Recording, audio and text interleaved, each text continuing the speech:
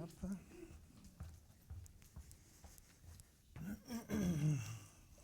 Ce matin, n'importe quoi. Constance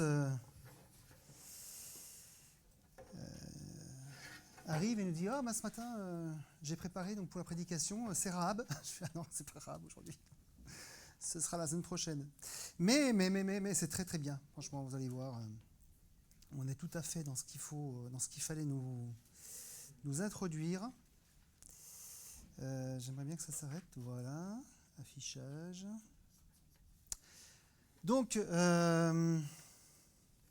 merci pour ce temps de louange. C'était vraiment, j'espère que vous allez le vivre comme je l'ai vécu, avec ce que je vais vous dire, mais je trouve que c'est totalement raccord, et voilà, ça me convient bien. Les témoins de la foi, donc c'est la suite de notre série de prédications. On est censé lire Josué 6, versets 1 à 21. Je vais vous faire un résumé, parce qu'autrement on va y passer vraiment toute la matinée, c'est assez long.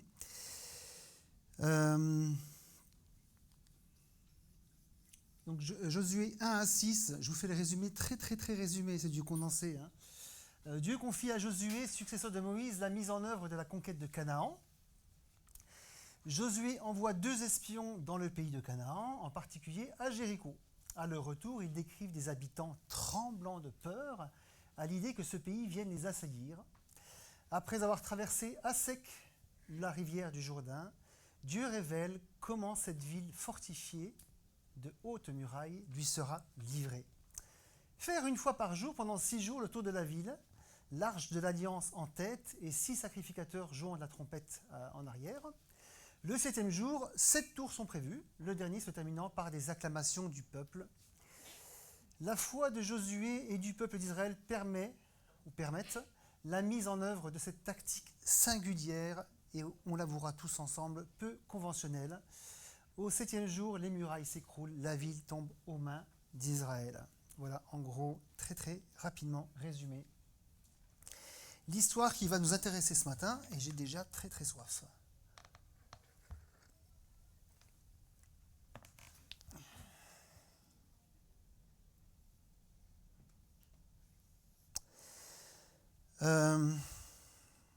Donc, ça va pas le faire.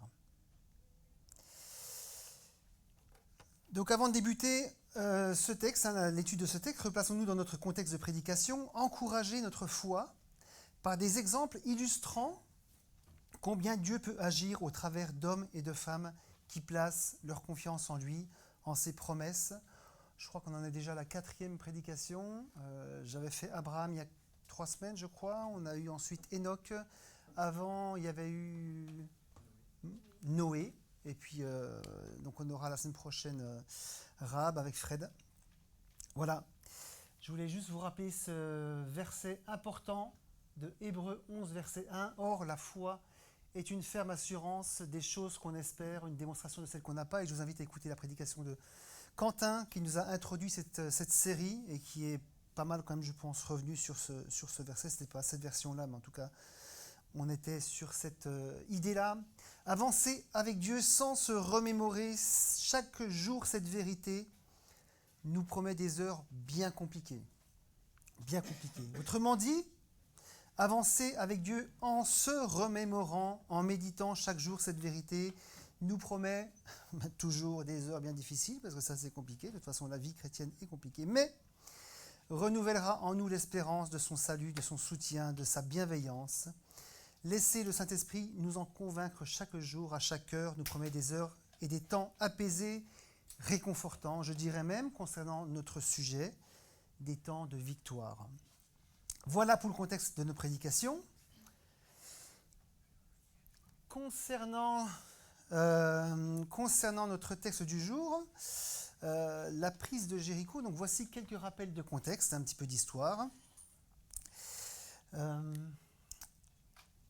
Israël, conduit par Moïse, vient de passer 40 années dans le désert. Alors j'ai retrouvé une petite frise chronologique, je ne sais pas du tout ce qu'elle vaut, mais en tout cas elle vaut que je vous l'affiche.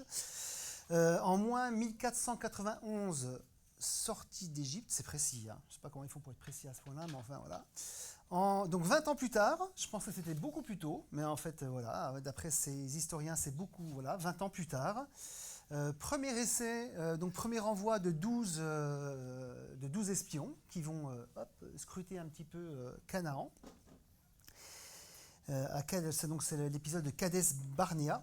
Et 20 ans plus tard, à nouveau, 1451 avant Jésus-Christ, donc la prise de Jéricho.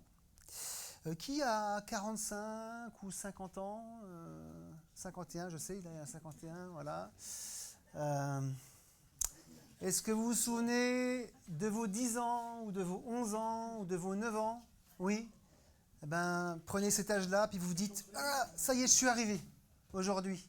Qui est-ce qui a 20 ans 20 ans, ben, si vous êtes parti à 10 ans, vous avez encore 30 ans à marcher. Ah oui, ça fait mal, hein. Je ne sais pas qui a... Ben, prenez votre âge, hein, 25 ans, 30 ans. Vous êtes parti le jour de votre naissance, vous avez encore 10 ans à marcher. 40 ans, c'est long quand même. 40 ans, c'est long. Donc on a vu une première tentative d'invasion à la conquête a échoué, d'invitation à la conquête a échoué. En cause, le taux bien trop élevé de futurs Gaulois parmi les espions envoyés pour évaluer les chances de réussite. Et oui, bien sûr, 2 seulement sur 12 étaient positifs sur l'issue de cette conquête. Excusez-moi, je souris, mais je trouvais ça assez incroyable quand même. Du coup, indécision, manque de foi, jugement de Dieu. Encore 20 années de marche. Donc, l'épisode des fameux Gaulois, c'est pas du tout des Gaulois, hein, d'accord ? C'était là, donc hop, on ne pourra jamais, c'est trop compliqué, ils sont trop forts. 20 années de marche. Râler peut coûter cher.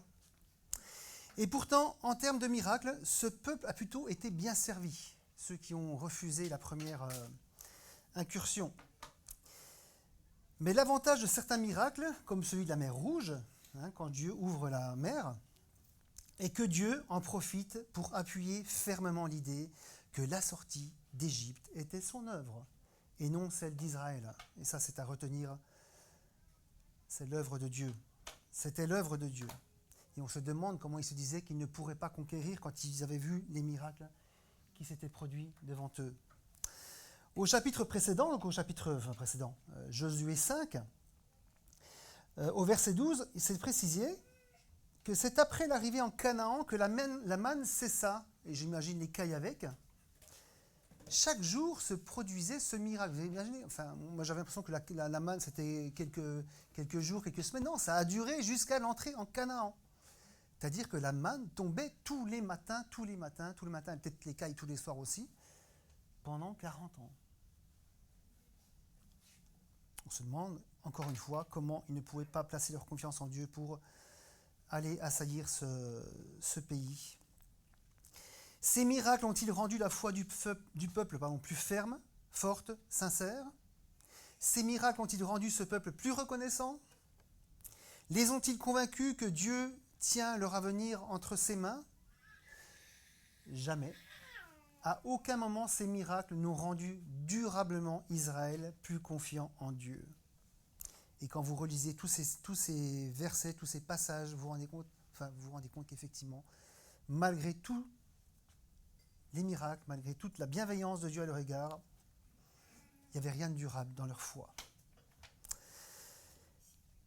Petit aparté, c'est le même tarif pour nous aujourd'hui. Hein, les miracles motivent, donnent un sursaut d'énergie, de courage, mais n'entretiennent en aucun... Alors ça c'est mon avis, hein, mais n'entretiennent en aucun cas la foi, sinon c'est comme la manne, il en faut chaque jour. Ça donne un petit coup de boost le miracle, mais ça s'arrête là. La foi en Dieu, en ce qu'il est, et non seulement en ce qu'il fait, est donnée, entretenue, encouragée par le Saint-Esprit. Et je vous rappelle juste Moïse, qui a dû bâtir sa foi avant de partir à la conquête de la délivrance de l'Égypte. Dieu lui a dit « Je suis », point. Pas « j'ai fait, je ferai », je suis. Ce qui est important, c'est non pas ce que Dieu fait, même si c'est important, on l'a chanté ce matin, mais ce qui est plus important encore, c'est ce que Dieu est.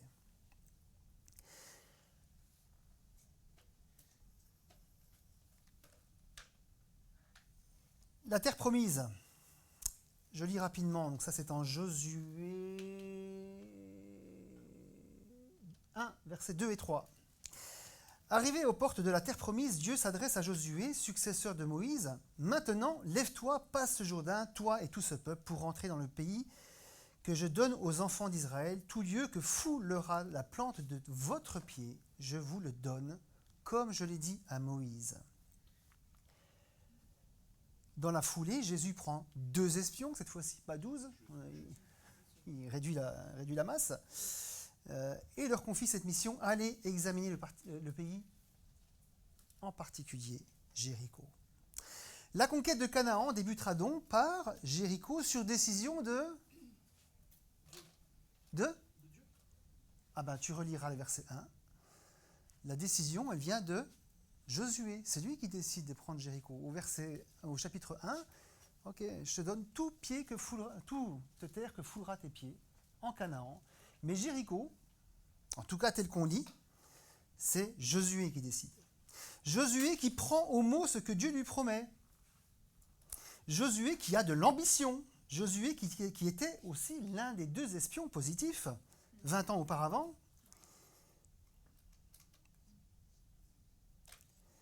Il aurait pu dire, bon, écoutez, les 2 espions là que je vous renvoie, Jéricho, c'est mort.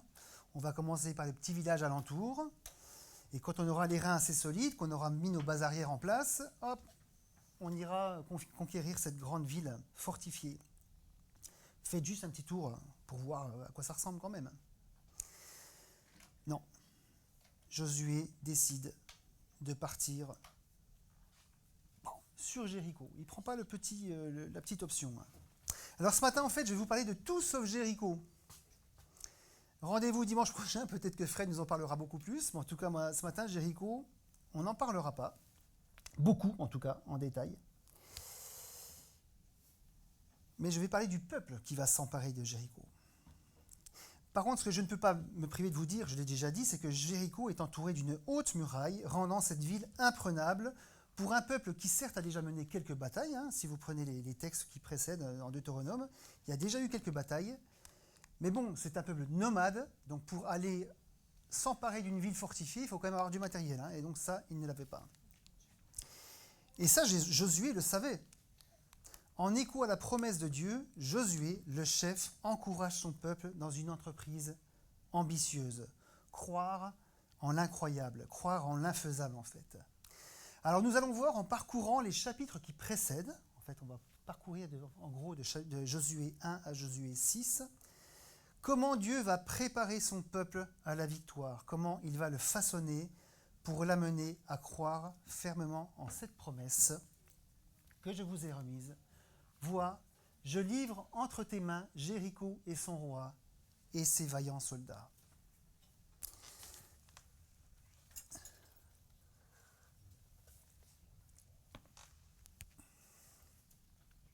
Feuille de route pour faire tomber les murailles.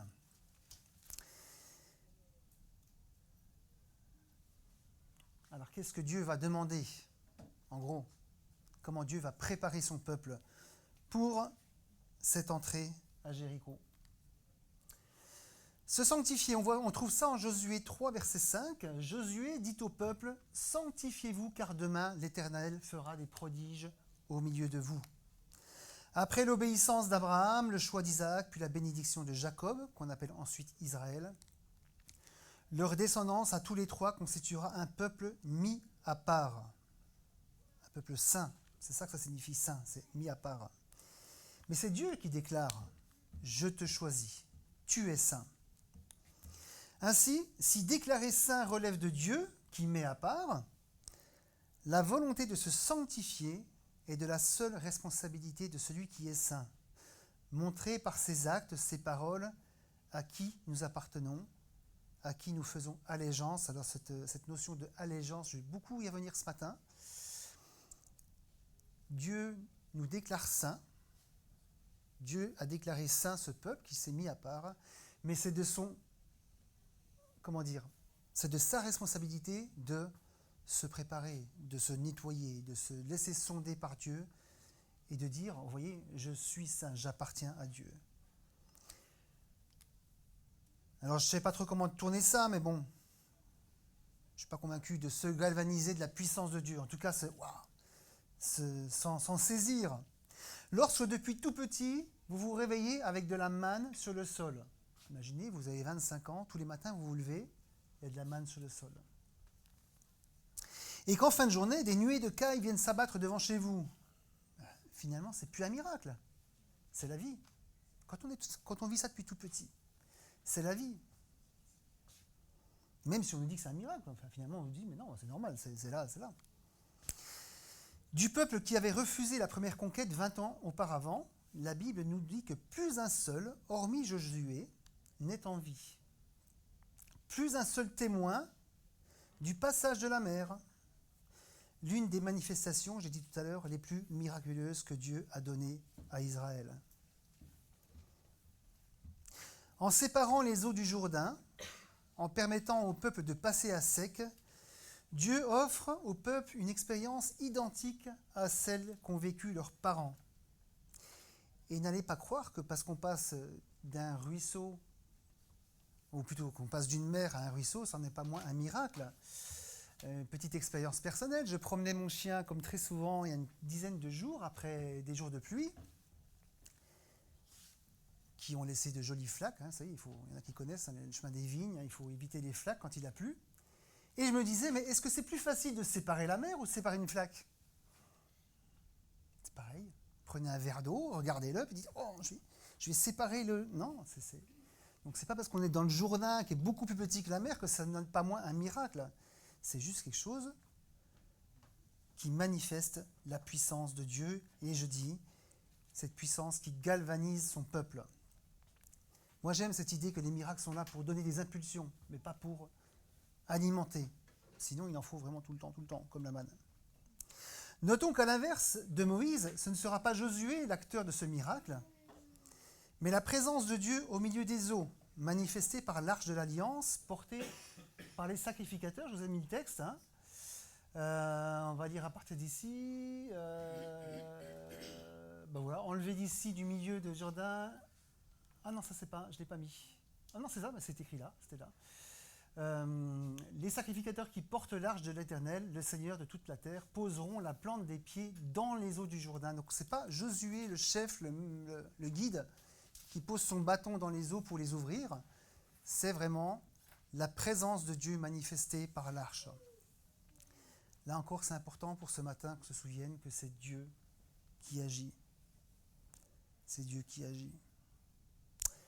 Donc, s'imposer un devoir de mémoire. C'est un peu un lieu commun que d'entasser 4 pierres pour en faire un mémorial. On voit ça souvent. D'ailleurs, aujourd'hui, je ne sais pas si vous avez vu, il y a un reportage il n'y a pas très longtemps où les gens s'alarment parce que les gens font des montagnes de galets en bord de mer des fois, et il y en a tellement que finalement, il semblerait que ça pose des problèmes pour la plage. Enfin, bref. En tout cas, voilà, faire des... Je vous enverrai le lien, je retrouverai. Bref, peu importe. C'est un lieu commun que d'entasser 4 pierres pour en faire un mémorial, ou d'attacher un petit cadenas sur un pont à Paris pour se souvenir qu'on s'aime. Vous connaissez ce pont-là qui est plein de cadenas? D'ailleurs, je crois qu'ils ont tous enlevé. On aime bien faire ça, faire des mémorials. Mais lorsque nous nous rendons sur une pierre tombale, sur un monument aux morts, dans un camp de concentration, ce qui importe est ce que l'histoire nous apprend de ces lieux de mémoire. Les camps nous rappellent que les hommes sont capables d'unir leurs forces pour accomplir le pire, et donc c'est important de garder ces camps, pour se souvenir de ce qu'on est capable de faire. Les monuments aux morts nous rappellent que les hommes sont capables d'unir leurs forces pour défendre leurs valeurs, leur liberté, leur territoire. La pierre tombale nous permet de nous souvenir de ce que fut telle ou telle personne pour nous. Vous avez eu certainement le temps de lire le texte. Ici, Dieu demande de prélever 12 pierres, donc une personne par tribu qui va chercher une pierre, non pas en bord de rivière, là où l'eau s'est retirée, c'est-à-dire là où les sacrificateurs ont posé leurs pieds, hop, l'eau s'écarte, et c'est à cet endroit-là qu'on leur demande de prendre des pierres. Dieu demande au peuple d'élever 12 pierres prélevées non pas au bord du Jourdain, je viens de le dire, mais dans le lit de la rivière, une fois que les eaux se sont retirées. Ce ne sont pas des pierres qui disent simplement « nous sommes passés par là », ce qui est vrai, mais ces pierres que personne n'a jamais vues en tout cas, sinon quelques poissons, affirment « Dieu a fait pour nous de grandes choses ». C'est par la volonté de Dieu que nous sommes passés par là. Hein. Je reprends l'idée de la flaque. Hein. Si la flaque me dérange, j'ai beau dans ma tête me dire par ma volonté, je voudrais que la flaque s'écarte pour que je puisse passer tout droit, je n'y arriverai pas. Si Israël a passé à sec le Jourdain, c'est parce que c'était la volonté de Dieu que Israël traverse et aille conquérir Canaan. Dieu a été avec nous comme il l'a été avec nos parents qui, eux, c'était beaucoup plus majestueux, hein, la mer qui s'est ouverte, mais nous, on vit la même chose.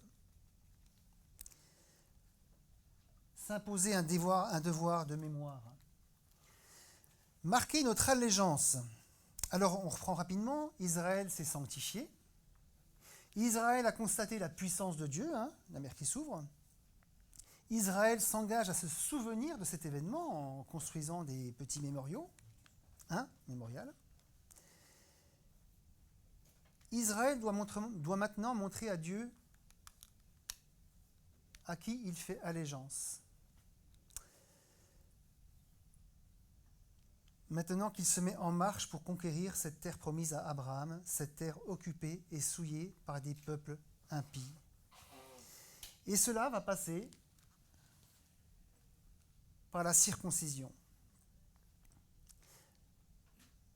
Cet acte imposé, instauré entre Dieu et Abraham. Dieu dit à Abraham, toi tu garderas mon alliance, toi et tes descendants, ils en font partie, après toi, selon leur génération.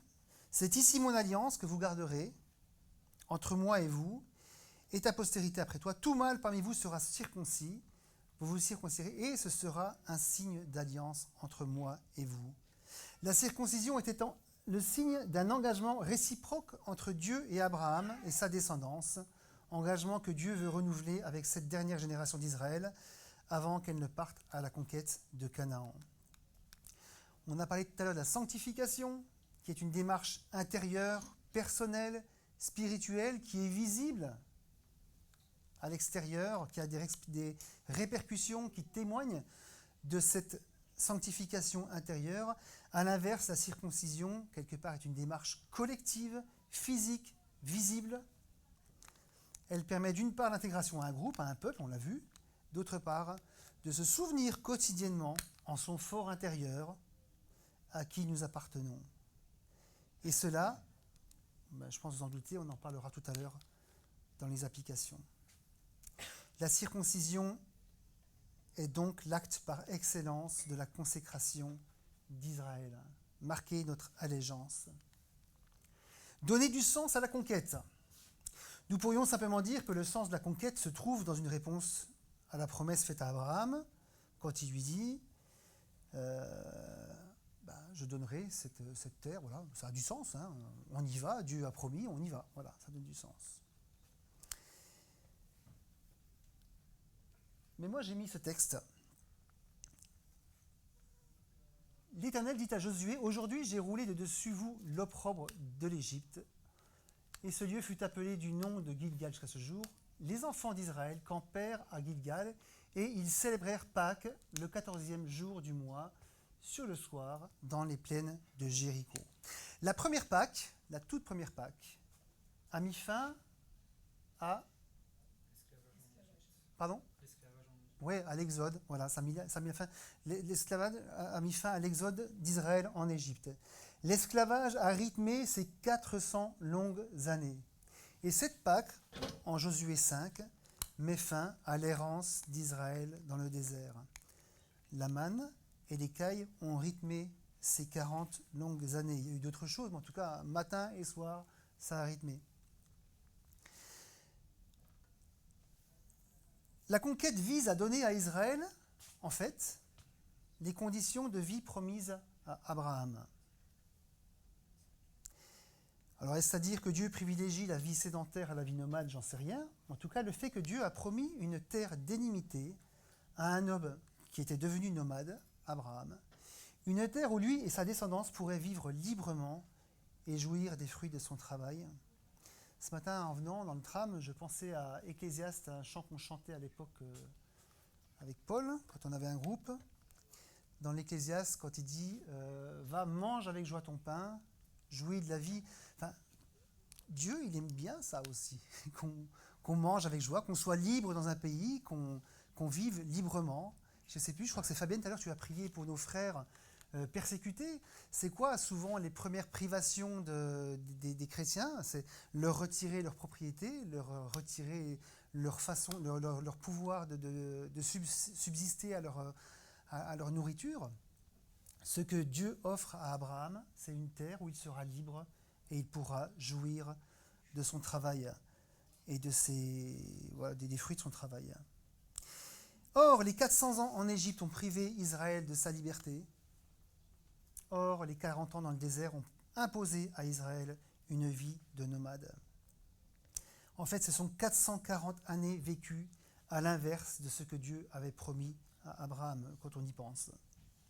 Donc la conquête, puisqu'on donne du sens à la conquête, revêt l'espoir d'un accomplissement total de la promesse. Vivre librement sur une terre à soi, de laquelle Israël pourra tirer sa subsistance, ses revenus. En fait, un lieu où Israël pourra simplement vivre. Feuille de route, on continue. Laissez Dieu prendre la main. Alors, le plan de bataille qui est expliqué en dessous, là, qui est remis, expliqué, qui est copié, pour la conquête de Jéricho est assez étonnant. Quand on y pense, on tourne 6 fois autour d'une ville, une fois tout par jour. Au 7e jour, on fait 7 fois.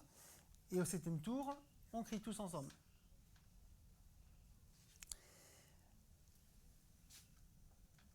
C'est étonnant. On se replace dans le contexte. Mais cela plaît au peuple. Et j'ai l'assurance que cela plaît au peuple parce qu'il est entré de tout cœur et en toute honnêteté dans cette démarche de sanctification, de consécration, de souvenir, ayant vu à l'œuvre la puissance infinie de son Dieu, de son Maître. Ce plan de bataille donne d'ailleurs raison aux motivations et des ambitions de Josué qui, au lieu de choisir de petites bourgades, Josué qui va s'attaquer d'emblée à la ville fortifiée par excellence. Josué, en fait, croit en Dieu. Josué croit en Dieu, il laisse la main à Dieu. Josué sait bien avant que le peuple ne traverse le Jourdain que c'est Dieu qui combattra pour Israël. Et les étapes que je viens de décrire ont amené Israël à reconnaître humblement que c'est Dieu qui agit, qui a agi et qui agira. Pour revenir au côté très étonnant de cette conquête, j'ai joué dans un orchestre symphonique pendant une douzaine d'années, un orchestre professionnel. Et de là où je me trouvais, j'avais les trompettes et les trombones dans le dos. On a joué beaucoup de pièces du répertoire, où ça donnait souvent la part belle au cuivre. Aucune des salles et églises dans lesquelles nous avons joué ne se sont trouvées fissurées le moins du monde. Et pourtant, ça jouait souvent très très fort. Donc, sauf à ce que les sacrificateurs jouent bien fort et aussi très bien faux, bien faux, au point de briser les remparts de Jéricho, c'est bien la seule puissance de Dieu qui produit ce miracle. Enfin, j'espère que, je sais pas je me souviens plus ce qu'on enseigne aux enfants quand on raconte l'histoire de Jéricho. C'est Dieu qui fait tomber les miracles, les miracles qui fait tomber les murailles.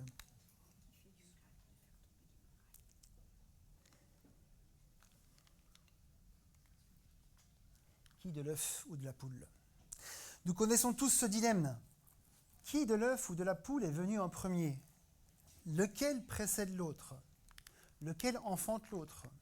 Lequel est la cause de l'autre? Lequel est la conséquence de l'autre? Dieu agit-il parce que le peuple a foi en lui et le démontre? Ou le peuple a-t-il foi parce qu'il voit Dieu agir? On pourrait aller plus loin. Dieu s'impose-t-il d'agir parce que le peuple a foi en lui et qu'il manifeste sa foi par l'obéissance? Ou le peuple s'impose-t-il d'avoir foi en Dieu parce qu'il voit Dieu agir? Alors, je n'aurai pas de réponse ferme à vous apporter, je suis désolé, parce que vous dites, mais c'est pas normal. Si, je n'ai pas de réponse ferme à vous apporter. Dieu est souverain, mais il demande foi et obéissance. Et pourtant, nous voyons au cours des siècles qu'il n'attend pas systématiquement ni notre foi, ni notre obéissance pour agir. Sinon, on n'aurait pas beaucoup agi. Il agit tout au long de notre vie avec grâce et compassion. Pour le peuple d'Israël, la foi se manifeste en actes. L'obéissance de Josué, alors j'en ai pas parlé parce que ce n'est pas le peuple, mais c'est quand même remarquable. L'obéissance de Josué. Ensuite, pour le peuple, la sanctification. Reconnaître la puissance unique de Dieu. Faire cet effort de mémoire. On en parlera plus tard aussi pourquoi. La consécration. En donnant du sens à la conquête. Et puis, j'allais dire et surtout, mais non, et puis, laisser Dieu prendre la main. Et on peut dire que ces démarches sont des démarches de foi tout autant individuelles que collectives. Je dirais même que ces démarches de foi sont de prime abord individuelles. Je leur lirai la phrase après. Que ces démarches de foi sont de prime abord individuelles et que l'unanimité de ces démarches individuelles constitue le socle de la notion d'appartenance à un peuple. Je vous la refais. Ces démarches de foi sont de prime abord individuelles et que l'unanimité de ces démarches constitue le socle de la notion d'appartenance à un peuple. C'est parce que chaque Israélite a mis sa confiance dans et s'est engagé dans cette feuille de route que tous ensemble, ils font peuple. Alors voilà pour cette feuille de route imposée. Je peux vous la remettre ici. Et appliquée par Israël. Peuple qui obtiendra la victoire sur ces murailles, sur cette ville.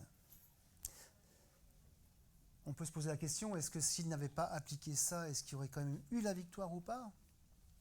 Oui, peut-être. Non, peut-être pas. Je te laisse prendre la photo, je peux t'envoyer le PDF. Et on va passer aux applications, parce que c'est important de ne pas parler pour rien. L'Église. En fait, plusieurs questions me sont venues.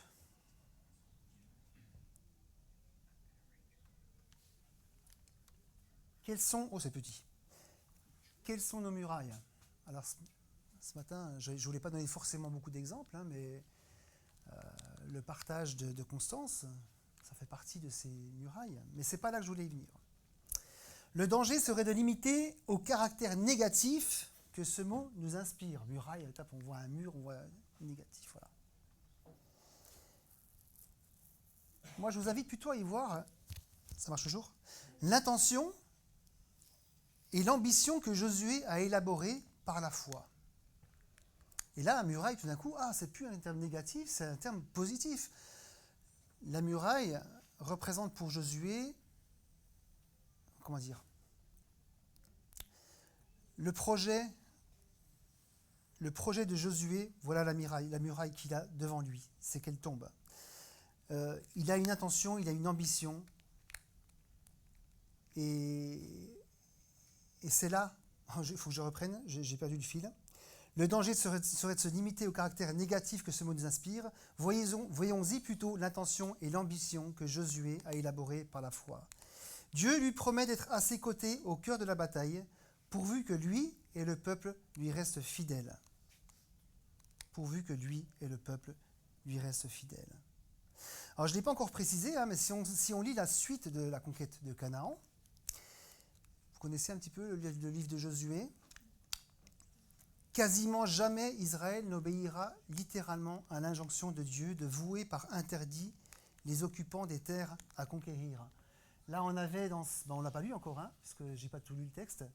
Josué 6, verset 17, la ville sera, donc Jéricho sera dévouée à l'Éternel par interdit, elle et tout ce qui s'y trouve, et pour ceux qui ne savent pas ce que ça veut dire que dévoué par interdit, c'est expliqué, ils dévouèrent par interdit au fil de l'épée tout ce qui était dans la ville, hommes, femmes, enfants, vieillards, jusqu'aux bœufs, brebis et les ânes. Voilà.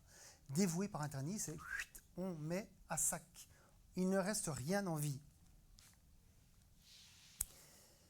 Ça s'est passé là, mais quasiment jamais par la suite ça s'est passé littéralement comme Dieu le demandait.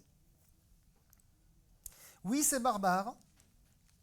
Oui, cela peut choquer de le dire que Dieu souhaitait que tout soit éliminé, rasé, du vieillard au nouveau-né. Quoi qu'il en soit, à Jéricho, Israël a obéi à la lettre. Et le résultat fut, l'Éternel fut avec Josué, dont la renommée se répandit dans tout le pays. Et quand on parle de Josué, on parle évidemment aussi du peuple et de son Dieu. N'obéissant plus ensuite à Dieu, Israël s'est vite mêlé, donc ça c'est la suite des textes dans Josué, vous pouvez les lire, quand Israël arrête d'obéir totalement à Dieu et de ne plus vouer par interdit comme ça lui est demandé, qu'est-ce qui se passe? Eh bien, Israël se mêle aux populations présentes et puis très très vite, il adopte leur culture, leurs idoles et les cultes qui y sont associés. Et donc Israël se sépare de Dieu quasiment systématiquement. Nos murailles à abattre sont nos projets, nos envies, nos ambitions. Prions Dieu de nous révéler s'ils sont ou non selon sa volonté, s'ils sont pour sa gloire, pour que sa renommée et celle de son Église se répandent dans tout le pays. Prions pour qu'ils s'inscrivent dans cette injonction de Jésus. Allez, faites de toutes les nations les disciples, les baptisant au nom du Père, du Fils et du Saint-Esprit, et enseignez-leur à observer tout ce que je vous ai prescrit. Que la motivation de faire tomber nos murailles, de mener à bien nos projets, aussi ambitieux soient-ils, prennent toujours pied, base sur ce type d'injonction de Jésus. Quand je parle d'injonction, c'est un peu ferme, hein, mais c'est ce que Jésus nous demande. Enfin, c'est pas optionnel. C'est faites de toutes les nations des disciples. Il y en a d'autres, des versets comme ça que vous pouvez retrouver. Et la victoire nous sera accordée. Quelles sont nos murailles? Alors vous pouvez avoir toutes vos murailles que vous voulez. Hein. Moi, j'en ai pris juste une. J'aurai des exemples, on n'a pas le temps. L'Église est-elle un peuple? Drôle de question. L'Église est-elle un peuple? Israël était composé de 12 tribus. Chacune avait un rôle, une bénédiction, que vous pourrez d'ailleurs retrouver dans Deutéronome 33, quand Moïse réunit chaque tribu et c'est pas qu'il leur détermine exactement ce qu'ils auront à faire, mais on voit que chaque nom de tribu a une sorte de caractère. Et voilà. L'Église ne serait-elle pas un peuple constitué d'une myriade de tribus ayant chacune leur rôle, leur mission, leur ministère? Par la circoncision, Israël a choisi à qui il donnait son allégeance. La marque sur le corps était comme une étoile, celle qu'on a malheureusement apposée sur celle des Juifs pendant la Deuxième Guerre mondiale, affirmant « Je suis juif, issu de ce peuple que Dieu s'est mis à part ». Mais en aucun cas la circoncision ne donnait une information sur la tribu à laquelle chacun appartenait. Alors, tous les Juifs étaient circoncis, mais on ne sait pas si c'était Dan, si c'était... bref, je ne les connais pas tous. Voilà, Lévi, etc., etc. Par ailleurs, le fait d'être incirconcis, d'être à part, d'avoir les commandements, n'a nullement empêché les peuples d'Israël de désobéir à Dieu. Mais Dieu a pourtant conservé sa bénédiction. Nous parlons d'église universelle et d'église locale très souvent. Hein. L'église universelle est le peuple que Dieu s'est mis à part, ce peuple qui fait allégeance à Jésus-Christ, Fils de Dieu, ayant revêtu notre humanité, mort sur la croix en sacrifice expiatoire des péchés passés, présents et à venir, Jésus-Christ ressuscité, ayant rejoint la gloire de son Père. Aussi, on peut ajouter au Dieu trinitaire. C'est ça qui détermine l'Église. C'est au moins, au minima, ça. Un Dieu trinitaire et Jésus-Christ et son œuvre du début à la fin. L'Église locale est l'une de ces tribus, l'une des tribus de ce peuple, pardon. Alors pourquoi j'insiste là-dessus? Nous pouvons être en désaccord parfois profond entre Églises locales, entre tribus. Si vous prenez l'histoire d'Israël, très souvent, d'ailleurs il y a une scission, voilà, les tribus n'étaient pas tout le temps très très sympas entre elles. Elles se sont même des fois guerroyées, il y a eu des règlements de compte sanglants à l'époque de David.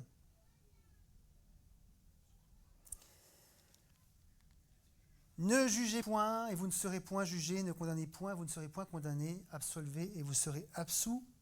Cette église, cette tribu qui nous hérite, fait-elle allégeance à Jésus ? Quand je dis ça, c'est juste pour nous éviter de dire est-ce qu'il fait vraiment partie de l'église universelle, celui-là ? Parce que je ne suis pas très content après lui. Ne jugez point. Mais ne point juger n'implique pas de se taire. Je fais quand même une petite... il y a de nombreux conflits entre les tribus d'Israël, j'ai dit tout à l'heure, parfois sanglants. Et pour reprendre une rhétorique à la mode, au lieu de juger, soyons peut-être juste des lanceurs d'alerte lorsque cela est nécessaire. Mais laissons le jugement à celui qui est juge. Rappelons-nous que si notre juge est le même que celui de la tribu voisine, Dieu, le Père, notre avocat Jésus est également le même. On a le même juge et en plus on a le même avocat. Donc soyons prudents dans notre envie, souvent, trop souvent, de juger. Une dernière question, on en revient à la feuille de route et je me dépêche. J'ai aimé lire ces chapitres qui précèdent Jéricho. Je les ai aimés parce qu'ils renferment des attitudes dont la pertinence me semble intemporelle. La sanctification nous est demandée. 2 Corinthiens 7:1. Ayant donc de telles promesses, bien-aimés, purifions-nous de toute souillure de la chair et de l'esprit en achevant notre sanctification dans la crainte de Dieu. Nous sommes saints, mis à part, mais nous avons cet effort quotidien, jamais terminé, de travailler sur nous pour que le monde voie à qui nous appartenons. Compter sur la puissance de Dieu nous est demandé. Je puis tout par celui qui me fortifie. Et en écrivant cela, je me remémore l'encouragement de Dieu à Josué alors qu'il le place à la tête de son peuple. Vous vous souvenez dans Josué 1 ? 3 fois, Dieu lui dit fortifie-toi et prends courage. Fortifie-toi et aie courage, et fortifie-toi et prends courage. Et il y a même tout à la fin du chapitre, Josué qui va vers le peuple pour leur parler, et le peuple lui-même lui dit, dernier verset du chapitre 1, fortifie-toi et prends courage. Il a été... Fortifie-toi, mais en comptant, et Josué nous le dit, et nous le démontre par le choix ambitieux d'aller conquérir Jéricho, que son courage, il le prend en Dieu, et non pas en lui-même. Se souvenir des bienfaits de Dieu, et c'est pour ça, Constant, je ne sais pas si c'est là ou c'est chez Petit, que tu as bien choisi le dernier chant, parce que c'est parfait. Se demander si le dernier chant était bien. À propos, c'est parfait. Mon âme bénit l'Éternel, que tout ce qui est en moi bénisse son saint nom. Mon âme bénit l'Éternel et n'oublie aucun de ses bienfaits. Une citation affirme « Oublier, c'est trahir, se souvenir, c'est servir ». Alors je ne sais pas si oublier les bienfaits de Dieu est une trahison. C'est à minima, à mon sens, un manque de considération coupable. S'imposer le souvenir, par contre, nourrit notre adoration, nourrit nos partages. S'imposer de se souvenir de ce que Dieu fait pour nous, peut-être en mettant des piles de cailloux, vous pouvez faire comme vous voulez, ou notez sur un carnet. Ça nourrit notre adoration, nos partages. Se consacrer à Dieu chaque jour. Romains 2, 28, pardon. Le juif, ce n'est pas celui qui en a les apparences, et la circoncision, ce n'est pas celle qui est visible dans la chair. La circoncision, c'est celle du cœur, selon l'esprit. Alors ce passage n'est pas des plus faciles ni à lire ni à interpréter. Dans l'Ancien Testament, on l'a vu, circoncis revient à inclure une personne dans le peuple juif. C'est une démarche collective, familiale, communautaire. D'ailleurs, on n'a pas vraiment le choix. À 8 jours, on y passe. La circoncision dont parle Paul aux Romains est une marque intérieure, où notre cœur et notre esprit font, à titre individuel, personnel, le vœu de se donner à Dieu, de lui appartenir. Et je l'ai dit, je le redis, et force est de constater que chaque jour, nous devons y revenir. C'est difficile de faire le distinguo entre la consécration et la sanctification. Pas trop insister là-dessus. Donner du sens à nos projets. Si quelqu'un est en Christ, il est une nouvelle création. Les choses anciennes sont passées, voici toutes choses sont devenues nouvelles. Et tout cela vient de Dieu qui nous a réconciliés par lui, avec lui par Christ, et qui nous a donné le ministère de la réconciliation. Alors, donner du sens à nos conquêtes, à nos projets, on pourrait, piocher des centaines de versets dans la Bible qui donnent du sens. Moi, j'aime beaucoup cette idée de la réconciliation, parce que pour moi, je pense pour vous aussi, tout commence par là. On est réconciliés et on a ce ministère. Et moi, je me dis que chaque projet que je pourrais mettre en route, chaque projet que l'Église pourrait mettre en route, avoir comme finalité, se dire nous allons œuvrer au ministère de la réconciliation, ça donne du sens. Ça peut nous aider d'ailleurs. Quand les projets sont longs à aboutir, vous doutez bien que quand j'ai commencé à travailler sur Jéricho et les murailles, j'ai tout de suite pensé au local, qui s'écroule, etc. En tout cas, vraiment, ça me fait... Comment ? 7 fois le tour. Voilà, 7 fois le tour, bah donc, ouais, effectivement, peut-être ça marchera. Hein. Si ça marche, c'est que finalement, on était bien. Non. Faire des projets, quels qu'ils soient, sans qu'il y ait de sens derrière, sans qu'il y ait de quelque chose sur lequel on bâtit, c'est pas juste faire plus de place, c'est qu'est-ce qu'on veut que notre local, par exemple, à quoi il peut servir, à quoi il sert. Ça pourrait être une motivation profonde. Développer notre ministère de la réconciliation, par exemple. Placer notre foi en Dieu, que votre cœur ne se trouble point, croyez en Dieu et croyez en moi. Alors encore, placer notre foi en Dieu, les versets, ils sont légion. Alors que Jésus vient d'annoncer sa crucifixion, de laver les pieds de ses disciples, d'annoncer la trahison de Judas, le reniement de Pierre, de son proche départ, Jésus proclame. C'est chaud quand même, comme on l'a tous lu dans Jean, ce chapitre-là, enfin ces chapitres-là. C'est lourd, l'ambiance est lourde. Et pourtant, après tout ça, quoique son départ, il est dit juste après. En tout cas, dans toute cette ambiance-là, Jésus dit que votre cœur ne se trouble pas. Enfin, pourquoi ? Croyez en Dieu et croyez en moi. Le projet qui attendait les disciples était une belle et jolie muraille, n'est-ce pas ? Ils allaient devoir agir en l'absence de Jésus, tout en ayant foi qu'il était toujours là, à leur côté. Placer notre foi en Dieu. Voici notre quotidien de peuple qui a la foi. Avoir de l'ambition selon la volonté de Dieu et savoir lui remettre toutes choses. Avoir de l'ambition selon la volonté de Dieu et pas une petite ambition. Josué, quand même, il a choisi gros. Mais Dieu a été fidèle. Et savoir lui remettre toutes choses. Rester fidèle, consacré à lui, sur l'éternel chemin, éternel, non parce que ce ne sera pas éternel, sur le long chemin de la sanctification, et garder une âme d'adorateur qui loue Dieu pour ce qu'il a été, pour ce qu'il est, pour ce qu'il sera, mais aussi pour ce qu'il a fait, pour ce qu'il fait aujourd'hui, et pour ce qu'il fera. Merci Père pour ta parole. On te remercie qu'elle demeure pertinente aujourd'hui. Merci parce qu'elle continue à nous parler, elle continue à éveiller des questions, des réflexions. Et Seigneur, je te prie pour chacun d'entre nous ici ce matin, que ces vieux textes ne soient pas des vieilleries, mais soient des choses qui nous renouvellent chaque jour, s'il te plaît.